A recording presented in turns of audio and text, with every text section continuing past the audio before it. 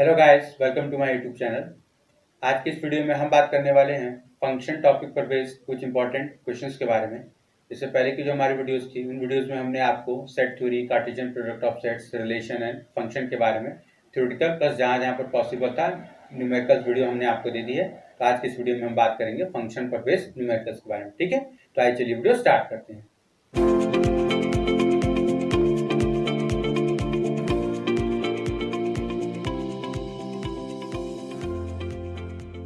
देखिए, सभी टॉपिक्स पर मैथमेटिक्स में क्लास 11 प्लस 12 में जितने भी टॉपिक्स होते हैं, उन सभी टॉपिक्स पर हमने आपको क्रैश कोर्स की ऑलरेडी प्लेलिस्ट दे दी है, जहां पर हमने मैथमेटिक्स में 11th और 12th में जितने भी टॉपिक्स आते हैं उन सभी टॉपिक्स को हमने डिस्कस किया है। प्लस उस टॉपिक्स में जो भी फॉर्मूलेज, जो भी चीज़ें इंपॉर्टेंट होते हैं, थ्योरम्स वगैरह, वो सारा कुछ हमने बताया हुआ है। वो क्लास 11 से लेकर के 12th में जितने भी मैथमेटिक्स के टॉपिक हैं उन सभी के लिए है। लगभग वो 35 वीडियोस की प्लेलिस्ट है। तो अगर आप चाहें तो वो जाकर के हमारी जो प्लेलिस्ट है उसको आप देख लीजिए। आपको अगर आप वहाँ से आप जल्दी प्रिपरेशन चाह रहे करना, तो आपको वहाँ से बहुत जल्दी प्रिपरेशन करने में हेल्प मिल जाएगी। वहाँ पर हमने सारे टॉपिक्स को डिस्कस किया हुआ है। ठीक है, तो हम क्वेश्चन देख लेते हैं।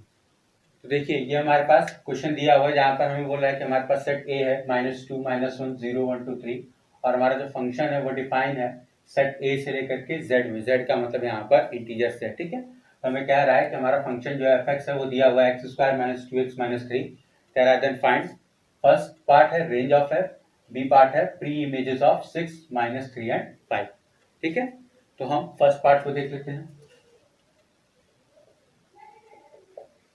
देखिए, किसी भी फंक्शन का रेंज हमने आपको बताया था कि हम डोमेन से जो भी एलिमेंट्स लेते हैं तो उसकी जो जो फंक्शनल वैल्यू आती है उसी को हम बेसिकली रेंज ऑफ फंक्शन या रेंज ऑफ एफ कहते हैं। ठीक है, तो हमारे पास बेसिकली अगर हम बात करें तो हमारे पास एफ ए जो होगा वो रिप्रेजेंट करेगा रेंज ऑफ एफ। अब हमारे पास ए सेट में कौन कौन से एलिमेंट्स है? -2 -1 0 1 2 3। तो हम सबसे पहले एफ ऑफ -2 निकाल लेते हैं। एफ ऑफ -2 जैसे निकालेंगे, एक्स की जगह पे -2 रखेंगे तो -2 का स्क्वायर हो जाएगा 4। इसके बाद -2 इंटू -2 हो जाएगा +4 -3, तो 8 - 3 यानी 5 हो जाएगा। उसके बाद हम एफ ऑफ -1 निकाल लेते हैं। -1 का स्क्वायर 1 हो जाएगा। उसके बाद -2 इंटू -1 +2 हो जाएगा, तो 2 + 1 3 -3 0 हो जाएगा। यहाँ पर हो जाएगा 1 + 2 - 3 = 0। उसके बाद एफ ऑफ 0 निकाल लेते हैं। तो एफ ऑफ 0 में ये 0 बराबर हो जाएगा -3, तो 0 - 0 - 3 दैट इज इक्वल टू -3। उसके बाद एफ ऑफ 1 निकाल लेते हैं। तो एफ ऑफ 1 हो जाएगा 1 - 2 - 3, तो आपका हो जाएगा -2 - 3 -5 + 1 -4। उसके बाद एफ ऑफ -2 निकाल लेते हैं। तो एफ ऑफ 2 हमारा हो जाएगा 4 - 4 - 3, तो 4 से 4 कैंसिल, हमारा आ जाएगा -3। ठीक है, अब देखिए यहाँ पर आप ध्यान देंगे कि एफ ऑफ 0 और एफ ऑफ 2 की सेम इमेज मिल रही है। ठीक है, तो हमारा रेंज ऑफ एफ जो हो जाएगा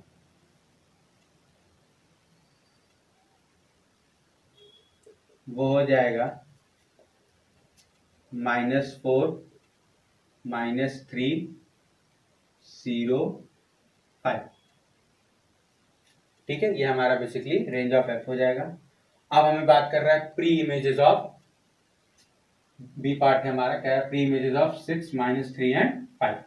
ठीक है, तो प्री इमेजेस का मतलब हमारे पास होता है कि हम जो फंक्शनल वैल्यू रख रहे हैं उसकी वैल्यू हमारे पास 6 दी हुई है, तो अब हमें x की वैल्यू निकालनी है। ठीक है, तो बी पार्ट के लिए हमारा ए पार्ट हो गया। बी पार्ट के लिए हम क्या करेंगे? सबसे पहले कि फंक्शनल वैल्यू को हम 6 रखेंगे और ये बराबर हमें x² - 2x - 3, मतलब हमें एफ एक्स की प्री इमेज, मतलब कि किस x की वैल्यू के लिए हमारा एफ एक्स 6 आया, हमें वो निकालना है। ठीक है, तो बेसिकली हम यहाँ पे सॉल्व करेंगे।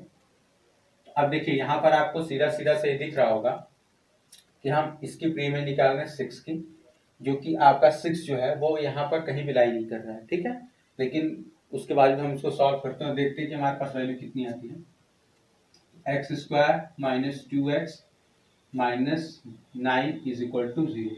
अब इसको हम सॉल्व कर देते तो हमारे पास हो जाएगा x = क्वाड्रेटिक फॉर्मूला लगाएंगे, -b यानी 2 + -b² यानी 4 -4ac, यानी आपका हो जाएगा 4 9 जा 36 + 36 अपॉन 2। तो 36 प्लस 4 आपका हो जाएगा। तो this implies that x is equal to 2 plus minus ये आपका 36 प्लस 4 40 हो जाएगा। 40 को 4 इंटू 10 लिखेंगे तो 4 आपका रूट के बाहर आ जाएगा 2, तो 2 रूट 10 अपॉन 2। तो हमारे पास x की वैल्यू आ जाएगी 1 प्लस माइनस रूट 10। अब आपको यहाँ पे दिख रहा होगा कि x is equal to 1 plus minus root 10 आ रहा है। अब यहाँ पर इसमें देखेंगे कि आपका जो सेट ए है इसमें कोई भी ऐसा वैल्यू ला ही नहीं कर रहा, ठीक है। तो मतलब कि हमारे पास 6 हैज नो प्री इमेज,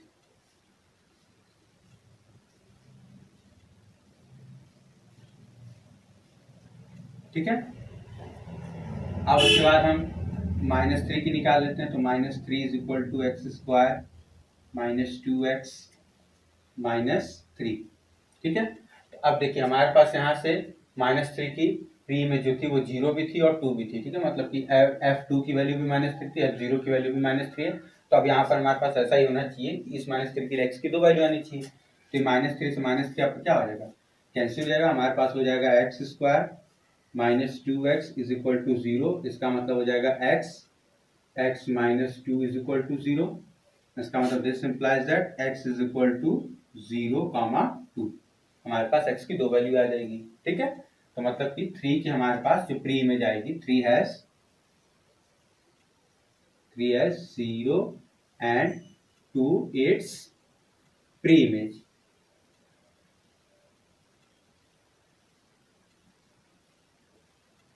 ठीक है। और उसके बाद हम बात कर लेते हैं 5 की। तो हमारे पास 5 का केस में क्या हो जाएगा, 5 is equal to x square minus 2x minus 3।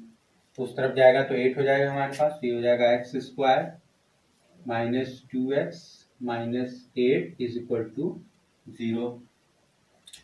हमारे पास हो जाएगा x is equal to, again quadratic formula लगा देंगे, 2 प्लस माइनस रूट ओवर ये हो जाएगा 4, ये हो जाएगा प्लस 32 अपॉन में आ जाएगा 2। अब हमारे पास x इज इक्वल टू आ जाएगा 2 प्लस माइनस ये आपको दिख रहा है कि 32 प्लस 4 36 हो जाएगा, रूट से बाहर 6 आ जाएगा अपॉन 2। तो एक बार प्लस ले लेंगे एक बार माइनस ले लेंगे। तो प्लस लेंगे तो 2 प्लस 6 8 हो जाएगा, 8 डिवाइडेड बाई 2 यानी x इज इक्वल टू 4 आ जाएगा। और एक बार माइनस लेंगे तो 2 माइनस 6 माइनस 4 आएगा और उसके बाद 2 से डिवाइड करेंगे तो -2, तो x इज इक्वल टू -2। तो यहाँ सब आपको दिख रहा है कि x इज इक्वल टू 4 तो इस सेट में लाई नहीं कर रहा है, लेकिन x इज इक्वल टू -2 इस सेट में लाई कर रहा है और यहाँ पर f -2 की वैल्यू भी आपकी 5 आई है, ठीक है। तो ये हमारा बेसिकली इसका प्री इमेज हो जाएगा। तो ये जो है आपका, इसको आप कभी भी अगर क्लासरूम का बेसिक एग्जाम दे रहे हैं तो भी आप इसको यूज कर सकते हैं, एकदम वैसा ही मेथड है। और अगर आप competitive exam point of view से देखें तो आपकी जो जो यहीं पर वैल्यू आ रही है, तो जिसकी भी आपको प्री इमेज पूछ रहा है उसका आप वैल्यू देख लीजिए। जैसे यहाँ पर आपको प्री इमेज 5 पूछ रहा है तो देख लीजिए कि फंक्शन की किस वैल्यू के लिए वैल्यू 5 आई थी, वही उसकी प्री इमेज देगी। तो 5 के लिए -2, यहाँ पे -3 पूछा है तो -3 के लिए 0 भी है, -3 के लिए 2 भी है, ठीक है। अगर आपको -4 लिखता तो आप 1 लिख देते, 0 लिखता तो -1 लिख देते। तो इस तरीके से आप इसको competitive exam point of view से शॉर्ट में देख सकते हैं। क्लासरूम बेस पर आप इसको इस तरीके से सॉल्व कर सकते हैं।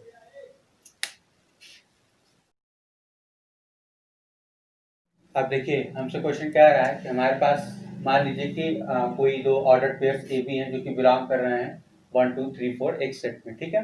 कह रहा है then which of them is a function checking. तो हमारे पास ये चारों फंक्शन दिए हुए हैं, ठीक है, मतलब कि एक तरीके से मैपिंग दी हुई है। तो उसमें चेक करना है कि कौन सा इसमें फंक्शन है, ठीक है, ये हमें चेक करना है। तो हमारे पास बेसिकली एक्स वाई, यहाँ पर ए बी का मतलब वही है कि जो हम एक्स वाई की बात कर रहे हैं, मतलब हमारा जो भी एक्स और वाई की वैल्यू लेंगे वो इसी सेट में से लेंगे, ठीक है। अब हमारे पास फंक्शन की जो दो कंडीशंस होती हैं उन्हीं को हम यहाँ पर ध्यान रखेंगे और उन्हीं को बेस बनाएंगे चेक करने के लिए कि हमारे पास ये चीज़ें गिवन जो है मैपिंग्स वो फंक्शन है या नहीं, ठीक है। तो पहला वहाँ पर ये था कि डोमेन के हर एक एलिमेंट की आपको इमेज मिलनी चाहिए, पहला कंडीशन। दूसरा, आपके डोमेन के एक एलिमेंट की यूनिक इमेज मिलनी चाहिए, एक एलिमेंट की मोर देन वन इमेज नहीं मिलनी चाहिए, ठीक है। तो उसी को हम बेस रख करके सॉल्व करेंगे यहाँ पर। तो देखिए सबसे पहले हमारे पास F1 की अगर हम बात करें तो हम ऑर्डर्ड पेयर्स बनाएंगे, और अगर ऑर्डर्ड पेयर में हमारे पास पहला एलिमेंट जो है, ठीक है, जो कि डोमेन से बिलोंग करेगा, ऑर्डर्ड पेयर का पहला एलिमेंट हमेशा डोमेन से बिलोंग करता है, तो उस अगर डोमेन का हमें जो दूसरा एलिमेंट है, ठीक है, ऑर्डर्ड पेयर का जो दूसरा एलिमेंट है, अगर किसी एक सेम एलिमेंट के लिए, फर्स्ट एलिमेंट के लिए अगर दो अलग अलग ऑर्डर्ड पेयर्स मिल जाते हैं जिनमें दूसरा एलिमेंट अलग अलग है, तो हम क्या लेंगे कि हमारा फंक्शन नहीं है, क्योंकि फंक्शन में क्या होता है कि डोमेन के एक एलिमेंट की दो इमेज नहीं हो सकती। तो अब हम ऑर्डर्ड पेयर बनाते हैं इनका। ऑर्डर्ड पेयर अगर हम F1 का बनाएंगे तो हमारे पास बनेगा y is equal to x plus one है, तो हम x की वैल्यू 1 लेके चलेंगे तो y की वैल्यू हमें कितनी मिल जाएगी, 1 2 मिल जाएगी, ठीक है, तो x की वैल्यू 1 तो y की वैल्यू 2। अब उसके बाद x की वैल्यू 2 तो y की वैल्यू 3। अब x की वैल्यू 3 तो y की वैल्यू 4। अब अगर x की वैल्यू हम 4 रखते हैं तो y इज इक्वल टू 5 मिल जाएगा, 5 क्या इस सेट में नहीं है, इसका मतलब हमारे पास क्या हो जाएगा कि जब हम x की वैल्यू 4 रखेंगे तो हमें y की कोई इमेज नहीं मिलेगी, ठीक है, तो इसका मतलब हमारे पास क्या होगा कि फंक्शन F1 में डोमेन के हर एक एलिमेंट की हमें इमेज ही नहीं मिली, तो ये उस कंडीशन पर फेल हो गया, इसका मतलब हमारे पास ये क्या हो गया, नॉट अ फंक्शन, ये हमारा फंक्शन नहीं। उसके बाद हम F2 की बात कर लेते हैं, F2 एक ले लेते हैं ये वाला फंक्शन। तो अब इसमें कह रहा है कि x प्लस वाई की वैल्यू हमारी 4 से ज्यादा होनी चाहिए, ठीक है, x प्लस वाई की वैल्यू 4 से ज्यादा होनी चाहिए, बराबर नहीं होनी चाहिए, और यहाँ पर जो भी हम वैल्यूज लेंगे तो देखिए x प्लस वाई की वैल्यू, तो x की वैल्यू अगर हम 3 ले लें और y की वैल्यू 2 ले लें तो 3 प्लस 2 5 तो भी होगा, और अगर हम x की वैल्यू 2 ले लें 3 की वैल्यू 5 मतलब y की वैल्यू 3 ले लें तो भी हमारे पास 5 आ जाएगा, एक्स्ट्रा हो जाएगा। उसके बाद अगर हम x की वैल्यू 1 ले लें y की वैल्यू 4 ले लें तो भी ऐसा होगा, या x की वैल्यू 4 ले लें y की वैल्यू 1 ले लें तो भी हमारे पास ऐसा होगा, ठीक है, 4 प्लस 1 5। उसके बाद हमारे पास x की वैल्यू 2 ले लें y की वैल्यू 4 ले लें तो भी होगा, x की वैल्यू 4 ले लें y की वैल्यू 2 ले लें तो भी हमारे पास ऐसा होगा। तब आप यहाँ पर ध्यान दीजिए कि हमारे पास ये डोमेन के एलिमेंट्स, आपके पास एलिमेंट्स तो और सारे हैं लेकिन डोमेन का हमारे पास ये पहला एलिमेंट है, इसकी एक जगह इमेज आपको 3 मिल रही है, और उसी डोमेन का सेम एलिमेंट है यहाँ पर 2, उसकी इमेज आपको 4 मिल जा रही है। तो फंक्शन का जो डेफिनेशन का जो नेसेसरी कंडीशन है वो ये होता है कि एक एलिमेंट की हमें डोमेन के एक एलिमेंट की दो इमेज नहीं मिलनी चाहिए, लेकिन यहाँ पर डोमेन का आपका एलिमेंट है 2, उसका आपको इमेज मिल रहा है 3, और यहाँ पर डोमेन का एलिमेंट है आपका 2, उसकी इमेज आपको मिल रही है 4। तो अगर आपको मोर देन वन इमेज मिल जा रही है तो आप आगे इसको क्या बोलेंगे कि ये हमारा फंक्शन नहीं है, ठीक है। उसके बाद हम F3 चेक कर लेते हैं। F3 हमारे पास क्या होगा, देखिए y is less than x, तो ये तो आपको सीधे सीधे दिख रहा होगा कि हमारा फंक्शन नहीं है, क्योंकि इसमें आप x की वैल्यू 2 ले लीजिए y की वैल्यू 1 ले लीजिए तो भी ऐसा होगा। अब अगर हम x की वैल्यू 4 ले लें तो y की वैल्यू आप 3 भी ले सकते हैं, x की वैल्यू हम 4 ले लें आप y की वैल्यू 2 भी ले सकते हैं, x की वैल्यू हम 4 ले लें आप y की वैल्यू 1 भी ले सकते हैं, क्योंकि आपका 1 जो है हर हाल में 4 से भी छोटा है, 2 भी आपका 4 से छोटा है, 3 भी आपका 4 से छोटा है। इस डोमेन की एक एलिमेंट की यानी 4 की आपको एक जगह 3 मिल रही इमेज, एक जगह 2 मिल रही, एक जगह 1 मिल रही, इस तरीके से बहुत सारे हैं। एक ही एलिमेंट की मोर देन 1 इमेज मिल गई तो अगेन आप इसको क्या बोलेंगे, नॉट अ फंक्शन।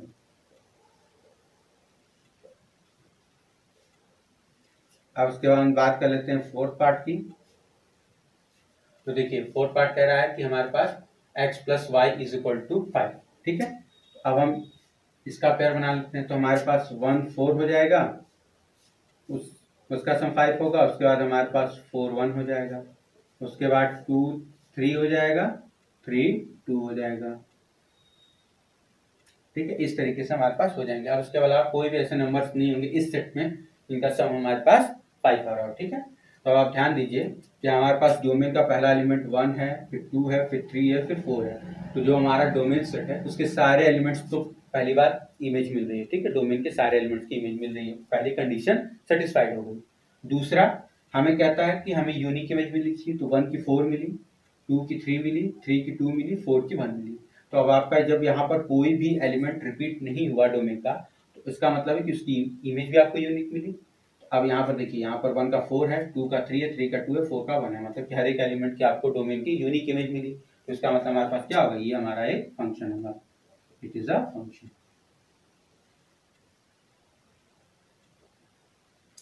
ठीक है। तो जब भी आपको चेक करने के लिए दिया जाए तो आप हमेशा बेसिक डेफिनेशन से ही चेक करेंगे, ऑर्डर पेयर्स बना लेंगे और ऑर्डर पेयर्स में फंक्शन की जो दोनों नेसेसरी कंडीशंस होती हैं उनको अप्लाई करेंगे। अगर दोनों में से एक भी वायलेट होता है तो आप बोलेंगे फंक्शन नहीं है। जब तक दोनों सेटिस्फाई नहीं होगा तो आप उसको फंक्शन नहीं बोलेंगे। अगर दोनों सेटिस्फाई हो रहा है तो आप बोलेंगे कि हमारा फंक्शन है। ठीक है।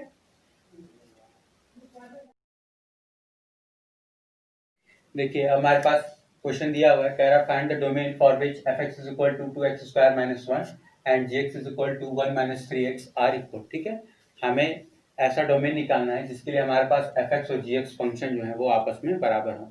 तो हमने आपको इक्वलिटी ऑफ टू फंक्शंस का जब थ्योरी वाला पार्ट बताया था तो मैंने आपको वहाँ बताया था कि दो फंक्शंस तभी इक्वल हो सकते हैं जब उनका डोमेन कॉमन हो, जब उनका रेंज बराबर हो, उनका कोडोमेन बराबर हो, उनके फंक्शन रेंज का मतलब बेसिकली हम फंक्शनल वैल्यू की बात करते हैं कि उनका f(x) बराबर gx होना चाहिए। ठीक है, तो सोल्यूशन में हम यहाँ पे क्या करेंगे, क्योंकि हमें डोमेन निकालना है तो मतलब हमें x निकालना है और हम x निकालेंगे कैसे, इनकी दोनों की फंक्शनल वैल्यू बराबर कर लेंगे और ये देख लेंगे कि किस x के वैल्यू के लिए हमारे पास इनके फंक्शनल वैल्यूज आपस में बराबर हो रही है। ठीक है, जो हमारा x की जो वैल्यूज के लिए जिन सेट के लिए हमारे पास वो ऐसा आएगा उन्हीं को हम बात कर लेंगे कि हमारा उस केस में ठीक है बराबर है फंक्शन की वैल्यू। तो हमारे पास हो जाएगा कि f(x) is equal to gx, ये मान लेंगे तो हमारे पास ये इम्प्लाई करेगा कि हमारे पास 2x square minus 1 is equal to 1 minus 3x। तो हमारे पास ये इम्प्लाई करेगा कि हमारे पास 2x square plus 3x minus 2 is equal to 0 हो जाएगा। अब ऐसा हो गया तब हम यहाँ से वैल्यू निकाल लेते हैं by the help of quadratic formula. तो हमारे पास x स्क्वायर, या हम चाहें तो इसको ब्रेक भी कर सकते हैं, यहाँ से हमारे पास हो जाएगा 2x square plus 4x minus x minus 2 is equal to 0। ठीक है, फैक्टराइजेशन का मेथड हमने यूज किया हुआ तो यहाँ पे हमारे पास हो जाएगा दिस इंप्लाइज दैट, यहाँ से 2x कॉमन ले लेंगे तो हमारे पास हो जाएगा x प्लस 2, यहाँ से माइनस 1 कॉमन ले लेंगे तो हमारे पास हो जाएगा x plus 2 is equal to 0। तो हमारे पास ये हो जाएगा 2x माइनस 1 और यहाँ पर हो जाएगा x plus 2 is equal to 0। तो हमारे पास this implies that x is equal to हमारे पास आ जाएगा 1/2 और x इज इक्वल टू हमारे पास आ जाएगा -2। बेसिकली हमारे पास आ जाएगा x बिलोंग्स टू -2 1/2। ठीक है, x की इस वैल्यूज के लिए हमारा मतलब ये डोमेन होगा जिसके लिए हमारा f(x) और gx जो है वो आपस में बराबर होगा। ठीक है,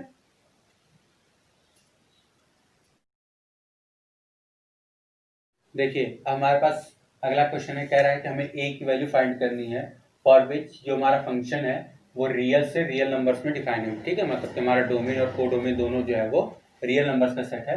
इस तरीके से कि हमारा फंक्शन f(x) जो है वो दिया हुआ है x³ plus a plus 2 whole into x square plus 3x plus 5। ठीक है, इज इक्वल टू 0 हम कर लेते हैं इसको, या बेसिकली इसको रहने देते हैं इस तरीके से, इज 1 1। ठीक है, तो हमारा ये जो फंक्शन है ये हमारा 1 1 हो तो हमें a की वो वैल्यूज निकालनी। ठीक है, तो देखिए हमारा जो फंक्शन है वो 1 1 होगा उस केस में जब हमारा फंक्शन का जो ग्राफ है या तो वो कॉन्टिन्यूसली बढ़ता चला जाए या तो वो कॉन्टिन्यूसली घटता चला जाए। ठीक है, या तो स्ट्रिक्टली डिक्रीजिंग हो या तो स्ट्रिक्टली इंक्रीजिंग हो।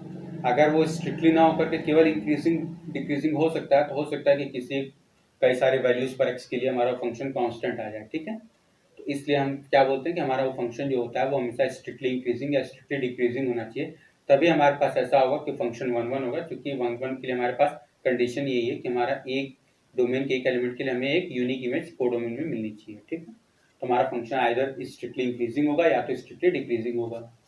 अब इसके सॉल्यूशन में हम क्या करेंगे, देखिए फंक्शन स्ट्रिक्टली डिक्रीजिंग या स्ट्रिक्टली इंक्रीजिंग डिफाइन जब हम करना होता है तो हम बेसिकली क्या करते हैं उस फंक्शन का स्लोप निकाल लेते हैं। ठीक है, और अगर वो स्लोप है हमारा उसको हम पॉजिटिव और निगेटिव दोनों से चेक कर लेते हैं। अगर पॉजिटिव होगा तो स्ट्रिक्टली इंक्रीजिंग, निगेटिव होगा तो स्ट्रिक्टली डिक्रीजिंग। तो हमारे पास फंक्शन f(x) की वैल्यू दिया हुआ है, given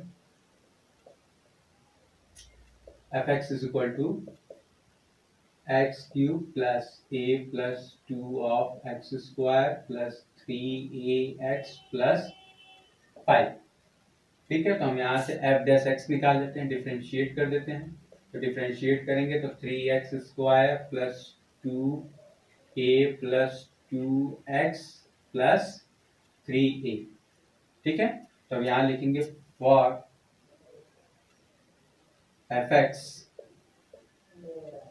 to be strictly increasing or decreasing, f dash x जो होगा या तो ग्रेटर देन 0 होना चाहिए और f डैश x जो है वो लेस देन 0 होना चाहिए। तो हमारे पास 3x² plus 2 times a plus 2 into x plus 3a greater than 0 और हमारे पास 3x² plus 2 times a plus 2 into x plus 3a less than 0 होना चाहिए। अब आप ध्यान यहाँ पर ये देंगे कि हमारे ये जो फंक्शन है f डैश x यहाँ पर ये बेसिकली एक तरीके का पैराबोला को रिप्रेजेंट कर रहा है। ठीक है, पैराबोला जो होता है हमारा वो ऑलवेज एक इंक्रीजिंग नेचर का ग्राफ होता है। ठीक है, क्योंकि यहाँ पर हम सेट ऑफ वैल्यूज की बात कर रहे हैं तो ये हमेशा मतलब कि हमें पॉजिटिव वैल्यू ही देगा, क्योंकि हमारा ये एक तरीके का y is equal to x square type है। ठीक है, ये y is equal to x square type हमारा है। आपको पता है कि x इसमें क्या होता है, y की कभी भी निगेटिव वैल्यू आ नहीं सकती। बेसिकली हमारा यहाँ पर क्या है कि ये फंक्शन y बराबर अगर हम मान लें तो ये वैल्यू कभी हमारे पास निगेटिव आ नहीं सकती, तो लेस देन 0 का जो कॉन्सेप्ट है उसको हम निकाल देंगे। ठीक है, अब हम क्या करेंगे कि हमारे पास 3x² plus 2 times a plus 2x plus 3a greater than 0 है for all h belongs to real. ठीक है, क्योंकि हमारा डोमेन रियल नंबर है। जब भी ऐसा होता है तो हमने आपको बताया था क्वाड्रेटिक वाला जो हमने आपको वीडियो दिया था क्रैश कोर्स में, हमने आपको बताया था कि अगर हमारे पास कोई भी क्वाड्रेटिक इक्वेशन है और उसकी वैल्यू अगर ग्रेटर देन 0 है और उसके x² का कोफिशिएंट अगर पॉजिटिव है तो उस केस में हमारे पास दिस इंप्लाइज दैट कि हमारा जो डिस्क्रिमिनेंट होता है वो लेस देन 0 होता है। डिस्क्रिमिनेंट आपको पता है कि क्या होता है, d बराबर होता है हमारे पास b² माइनस 4ac। तो हमारे पास अगर कोई एक जनरल इक्वेशन है ax² plus bx plus c quadratic equation की, तो उस केस में हमारे पास x का जो कोफिशिएंट होता है वो b होता है, x² का जो कोफिशिएंट होता है वो a होता है, जो कांस्टेंट होता है वो c होता है।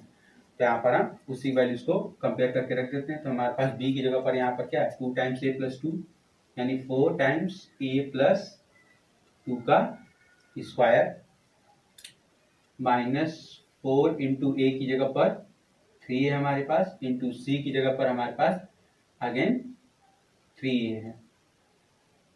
ठीक है, ये हमारे पास होना चाहिए लेस देन 0। अब इन्हीं वैल्यूज को हम सॉल्व कर लेते हैं। तो 4 3 सा 12, जब 4 हमारे यहाँ पर देखेंगे तो कॉमन है तो निकल जाएगा, तो हमारे पास आ जाएगा a प्लस 2 का होल स्क्वायर माइनस 9a। ये हमारे पास लेस देन 0 होना चाहिए। अब इसको हम थोड़ा सा सॉल्व कर लेते हैं आगे तक। तो हमारे पास हो जाएगा a² plus 4a plus 4 minus 9a less than 0। तो हमारे पास आ जाएगा a² minus 5a plus 4 less than 0। ठीक है, अब ऐसा होगा तो हम इसको लिख सकते हैं a² minus 4a minus a plus 4 is equal to 0। तो हमारे पास हो जाएगा a कॉमन ले लेंगे तो a माइनस 4, यहाँ से -1 कॉमन ले लेंगे तो a माइनस 4, ये हमारा लेस देन 0 हो जाएगा। हमारे पास आ जाएगा a माइनस 1 a माइनस 4 का प्रोडक्ट लेस देन 0। जब हमारे पास दो का प्रोडक्ट होता है तो अगेन हमें आपको जब क्रैश कोर्स का हमने आपको जब वीडियोस दी थी तो वहाँ पर मैंने आपको बताया था कि इंटरवल्स को किस तरीके से हम ब्रेक करते हैं। तो यहाँ पर हम क्या करेंगे कि सबसे पहले रियल नंबर्स की लाइन प्लॉट कर लेंगे। a की वैल्यू हमारे पास यहाँ से 0 करेंगे तो 1 आएगा, यहाँ से करेंगे तो 4 आएगा। तो हमारे पास 1 आ गए 4 आ गए। तो हमने आपको बताया था कि जो लेफ्ट मोस्ट वाली वैल्यू होती है उसके इस तरफ में सारी वैल्यूज निगेटिव। ठीक है, अब देखिए ध्यान यहाँ पर ये देते हैं, निगेटिव तब होता है जब हमारे पास यहाँ पर ऑड नंबर ऑफ टर्म्स होते हैं। यहाँ पर हमारे पास इवन नंबर ऑफ टर्म्स है, तो हम ध्यान देंगे कि अगर हम इन दोनों से छोटी वैल्यूज लेंगे तो ये भी निगेटिव ये भी निगेटिव, और चूंकि दो टर्म है तो हमारा मिलकर कितने दे देंगे पॉजिटिव। अब उसके बाद अगर हम 1 और 4 के बीच में लेंगे तो 1 और 4 के बीच में हमारा a माइनस 1 जो होगा वो पॉजिटिव होगा, लेकिन a माइनस 4 निगेटिव होगा। तो इन दोनों का हमारे पास प्रोडक्ट जो होगा वो निगेटिव हो जाएगा। और उसके बाद 4 से बड़ी हम जैसे वैल्यू जाएंगे तो हमारे पास ये भी पॉजिटिव, ये दोनों मिलकर पॉजिटिव दे देंगे। तो हमें वैल्यू चाहिए कितनी, <4। तो हमारे पास मतलब कितना होना चाहिए कि हमारा ए बिलोंग करना चाहिए 1 से लेकर के 4 तक में ओपन इंटरवल। ये हमारे पास इसका आंसर है। ठीक है, कि मतलब हमारा ए जब तक 1 से 4 के बीच में लाई करेगा ओपन इंटरवल में, तब तक हमारा ये जो फंक्शन होगा ये हमारा 1 होगा। ठीक है,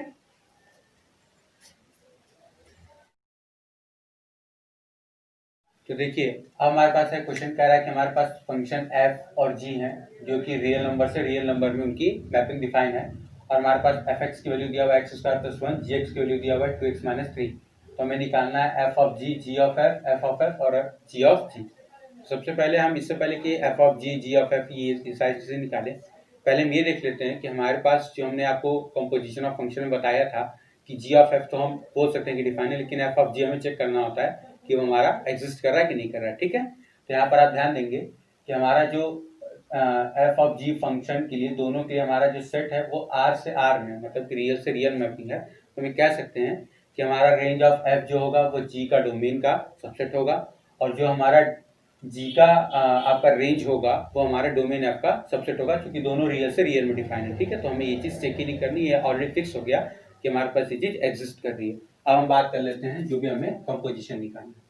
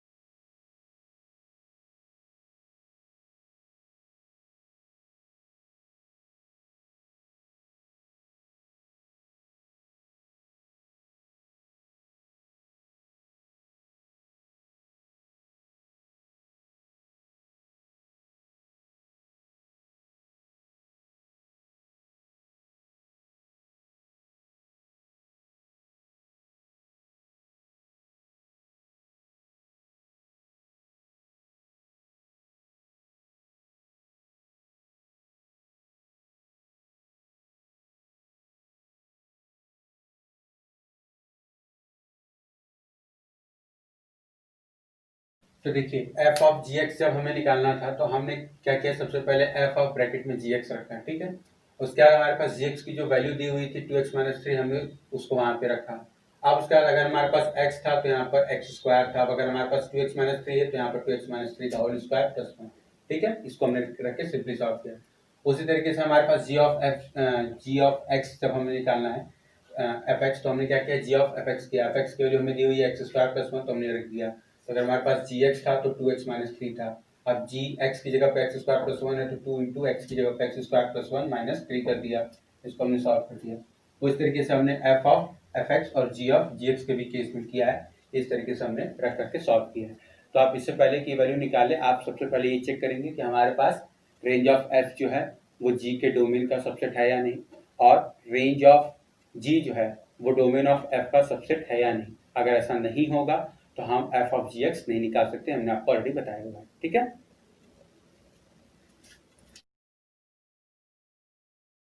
तो देखिए अब हमारे पास क्वेश्चन दिया हुआ है f(x) is equal to 1 plus x, जब हमारा x जो है वो 0 से 2 में बिलोंग कर रहा है, और 3 माइनस एक्स जब हमारा x जो है वो 2 से 3 में बिलोंग कर रहा है। ठीक है, तो हमें कह रहा है कि find out f of fx। ठीक है, हमें f o f x निकालना है। तो इसका मतलब हमारे पास सीधा सा बात हो गया सोल्यूशन कि हमें निकालना है f o f x का मतलब होता है f ऑफ fx।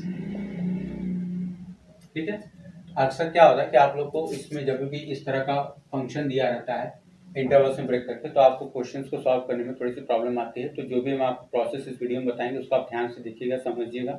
अगर आपको फिर भी कोई डाउट रहेगा तो आप मुझे कमेंट सेक्शन में लिख के बताइएगा, मैं आपका डाउट क्लियर करने की कोशिश करूंगा। ठीक है, तो हमें सबसे पहले एफ ऑफ एफ एक्स निकालना है। तो एफ ऑफ एफ एक्स, तो सबसे पहले हमारे पास एक्स था तो हम यहाँ पर एक्स लिख रहे थे। हमारे पास यहाँ पर क्या है, एफ एक्स है। तो अब हम फंक्शन को जो डिफाइन करेंगे, एफ ऑफ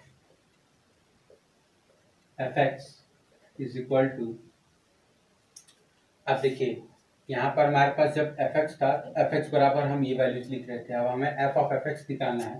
तो दैट मीन्स कि हमारे पास ये एफ ऑफ 1 प्लस एक्स, किस केस में, जब हमारा इंटरवल एक्स का कहाँ से कहाँ बिलोंग कर रहा हो,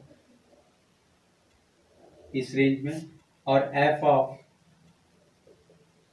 3 माइनस एक्स जब हमारा एक्स जो है वो इस रेंज में लाई कर रहा हो। अब देखिए सबसे पहला जो आपको रूल यहाँ पर ध्यान देना ये कि जब भी आपको इंटरवल का केस दिया जाता है, ठीक है, और अगर वो इंटीजर्स में है तो आप क्या करेंगे, सबसे पहले उसको सिंगल इंटरवल में ब्रेक कर देते हैं। मतलब कि इंटीजर्स के बीच में कोई दूसरा इंटीजर ना लाई कर रहा हो, मतलब कि 0 से 1, 1 से 2, 2 से 3, इस तरीके में ब्रेक कर देते हैं। तो आप अब आपको यहाँ पर दिख रहा है कि 0 से 2 में कही है, तो मतलब हम एफ ऑफ 1 प्लस एक्स को 2 बार लिखेंगे। एफ ऑफ 1 प्लस एक्स 0 से लेकर के x 1, F of 1 plus x 1 से लेकर के 2 तक, और एफ ऑफ 3 माइनस एक्स जब हमारा 2 से लेकर के एक्स 3 तक रेंज में रहता है। ठीक है, अब देखिए यहाँ पर आप ध्यान देंगे कि जब x हमारा 0 से 2 के बीच में लाई कर रहा है तो 1 प्लस एक्स हमारा इस केस में कहाँ से कहाँ लाई करेगा। अब अगर हम x हमारा 0 से 1 के बीच में लाई कर रहा है, अगर हम यहीं पे 1 ऐड कर दें तो हमारा 2 से लेकर के 3 तक के रेंज में लाई करने लगेगा, सॉरी 1 से लेकर के 3 तक के रेंज में लाई करने लगेगा। ठीक है, अब हम यहाँ पर ध्यान ये देंगे कि जब हमारा x की वैल्यू 0 से लेकर के 1 तक के बीच में हम लेंगे, ठीक है, तो हमारे पास 1 प्लस एक्स जो होगा वो हमेशा पहले वाले रेंज में लाई करेगा। मतलब कि x की मैक्सिमम वैल्यू 1 जा सकती है, तो 1 प्लस 1 कितना हो जाएगा, 2 हो जाएगा, और x की मिनिमम वैल्यू हमारे पास 1 जा सकती है। ठीक है, तो यहाँ पर हम जब इसको ब्रेक करेंगे इस तरीके से करेंगे कि हमारा x इस केस में हमारा इस 0 से 2 वाले में ही लाई करेगा। ठीक है, 1 प्लस एक्स का अगर हम रेंज निकालेंगे x की जगह पे तो हमारा क्या होगा, 1 से 2 के बीच में लाई करेगा।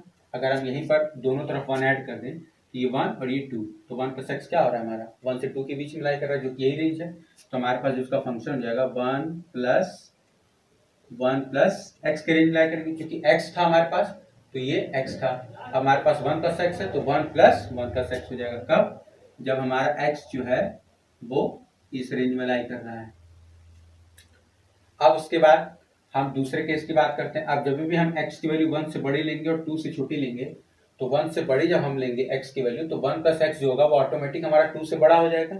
ठीक है, और 2 से बड़ा, और उसके बाद 3 के रेंज में हमारे पास जो फंक्शनल वैल्यू आ रही है वो ये आ रही है।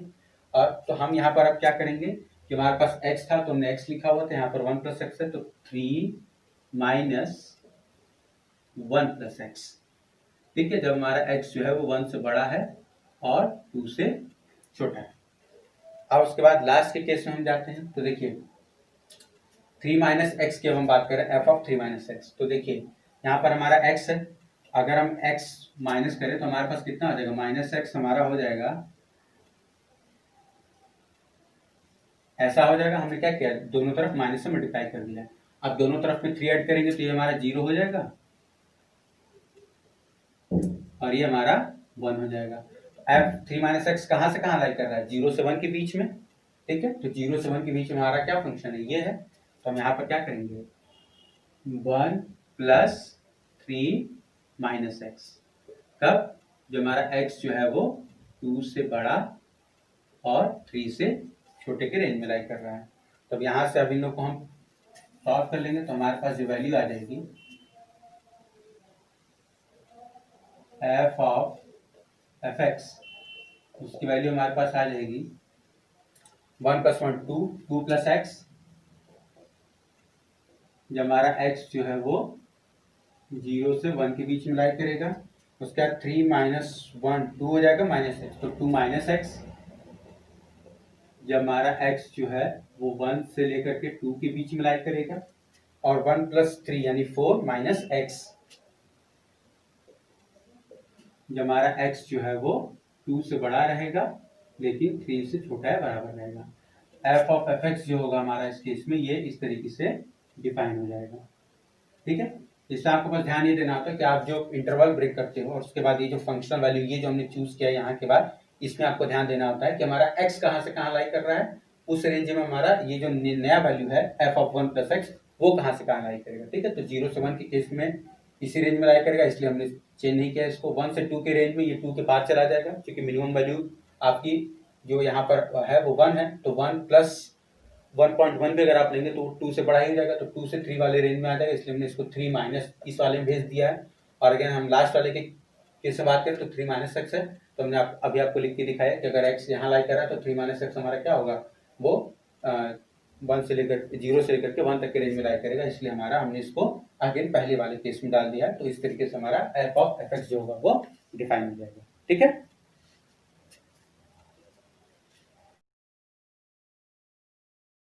तो देखिए आज के वीडियो में इतना ही। आज के वीडियो में बेसिकली हमने आपको फंक्शन टॉपिक पर बेस्ड जो भी हमारे पास इंपॉर्टेंट क्वेश्चंस होते हैं, जो भी आपके कॉम्पिटिटिव एग्जाम में पूछे जाते हैं, अलग अलग टाइप्स हमने आपको बता दी कि किस किस टाइप्स के आपके पास क्वेश्चंस आ जाते हैं, और उन सभी का हमने आपको डिटेल प्लस शॉर्टकट जो भी मेथड था वो भी हमने आपको बता दिया। अगर आपको वीडियो अच्छी लगी हो तो प्लीज़ वीडियो को लाइक करिए, शेयर करिए और मेरे चैनल को सब्सक्राइब कर लीजिए। साथ ही साथ बेल आइकन भी प्रेस कर दीजिएगा ताकि हमारे चैनल पर आने वाली वीडियोस की नोटिफिकेशन आपको मिल जाए। तो मिलते हैं नेक्स्ट वीडियो में, तब तक के लिए थैंक यू।